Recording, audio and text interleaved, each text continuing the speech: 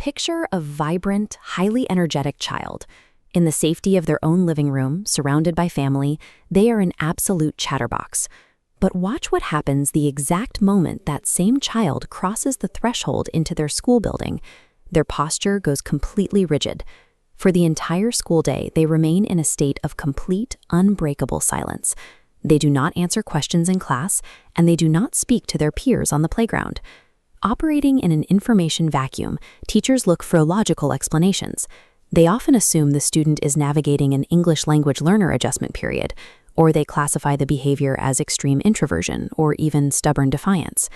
Parents, who only see the talkative version of their child at home, often minimize these reports from school, assuming it's a temporary phase that will resolve on its own. This misclassification creates a significant treatment gap. While well-meaning adults wait for a phase to end or a language barrier to fade, the child remains trapped in a cycle of silent anxiety that no one is actually addressing. There are 3 clinical criteria. First, crossing a 30-day marker of continuous silence indicates clinical anxiety. Second, a consistent failure to speak in expected social environments. Finally, this silence actively drops academic and social engagement over those 30 days. If these 3 criteria are met, it is rarely shyness, it is not stubbornness, and the child is not making a conscious choice to refuse to speak. Selective mutism is a paralyzing anxiety disorder. The child's vocal cords are effectively frozen by fear. Because this is a physiological panic response, standard classroom discipline or simple encouragement will not produce speech. Inside the child's brain, different environments map to different threat levels. Home registers as safe, while school triggers a flashing red alert. The classroom's social setting triggers an involuntary fear response, spiking anxiety so high it physically overrides the conscious desire to communicate. There is a very specific window for intervention. Early elementary school provides the most effective timeframe for treatment, while the brain's social habits are still being formed. Every week left untreated allows the mutism to become more deeply entrenched. The behavior creates a feedback loop, reinforcing the silent response in the child's neural pathways. Waiting for a child to naturally outgrow this behavior often backfires. It allows the disorder to become a fixed part of their academic life, making it much harder to reverse in later years.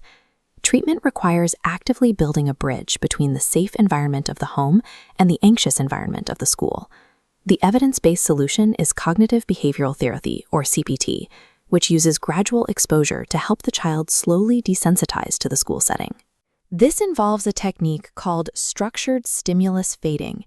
As the diagram shows, a person the child feels safe with, like a parent, is brought into the school. Then the parent is slowly phased out as a new person, the teacher, is gradually phased in. But this clinical protocol faces a massive logistical barrier. It requires perfect, daily coordination between the parents at home and the teachers in the classroom. In practice, these 2 groups exist in separate administrative silos. Teachers are focused on managing an entire classroom, while parents are often physically separated from the school by their own work schedules. Without a structural link connecting the home and the classroom, even the most advanced therapies fail to take root in the environment where the child actually needs to speak. MentalSpace School serves as the central pillar designed to connect these isolated environments across Georgia. They use a dual operational model. The clinical team coordinates directly with the school to manage both the child's teletherapy and the necessary classroom-side coaching for the teacher. This system removes traditional logistical barriers. Students get same-day teletherapy access to hit the intervention window immediately, supported by dedicated therapist teams assigned to each school. Financial barriers are addressed through $0 Medicaid copays and in-network status with major providers like BCBS, Cigna, Aetna, and Peach State. This model integrates clinical therapy directly into the school's daily schedule.